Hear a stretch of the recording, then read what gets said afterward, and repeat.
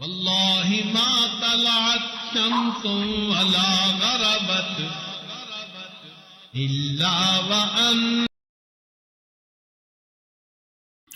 جب نبی علیہ السلام معراج سے واپس تشریف لائے تو آپ صلی اللہ علیہ وسلم کو بخار ہو گیا تھا اور خوف غالب تھا.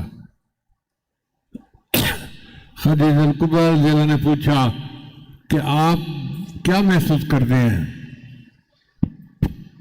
آپ صلی اللہ علیہ وسلم نے فرمایا خشیت علی نفسی، مجھے اپنی جان کا خوف ہے. ان کا کلا ہرگز نہیں، انک لتصل الرحم، آپ صلہ رحمی کرنے والے ہیں. وتحمل القل، اور یعنی جو کوئی کام نہیں کرنے والا اس کا بوجھ اٹھانے والے ہیں. وتکسب المعدوم، اور جن کے پاس کچھ نہیں ہوتا ان کو آپ کما کر دینے والے ہیں. وتقرئ الضیف، مہمان نوازی کرنے والے ہیں. وتعین علی نوائب الحق، اور آپ تو دیکھ کا وہ دوسروں کی مدد کرنے والے ہیں.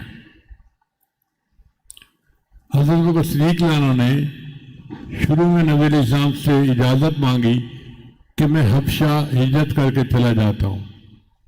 اس نے نبی علیہ السلام نے اجازت دے دی. تو ابو بکر صدیق عنہ جا رہے تھے، راستے میں ایک کفار کا سردار ملا، ابن الدغنہ. پوچھا ابو بکر کہاں جا رہے ہو؟ مانا کہ میں ہجرت کر کے جا رہے ہوں، یہاں کے لوگ ہمیں رہنے نہیں دے کے. اس نے کہا کیسے ہو سکتا ہے؟ انک لتصل الرحم، جو خوبیاں خدیجہ الکبریٰ نے نبی علیہ السلام کی گنوائی تھی، وہی خوبیاں ایک کافر سردار نے ابو بکر صدیق کی گنوائی. یوں اللہ تعالیٰ نے ان کی اخلاق و خصائل کے اندر یکسانیت پیدا کر دی تھی. نبی علیہ السلام اپنی امت پر رؤوف الرحیم تھے، بالمؤمنین رؤوف الرحیم.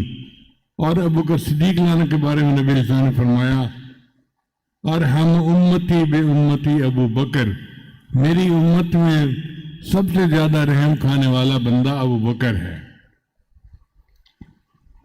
نبی علیہ السلام بہت متقی تھے. نبی علیہ السلام نے فرمایا انا اتقی ولد آدم، میں اولاد آدم میں سب سے زیادہ متقی ہوں.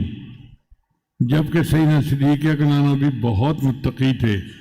قرآن کہتا ہے وَسَيُجَنَّبُهَا الْأَتْقَى.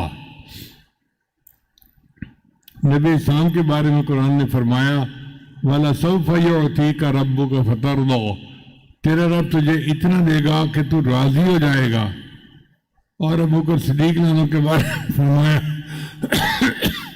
وَلَسَوْفَ يَرْضَى، اور اللہ ان سے راضی ہو جائے گا.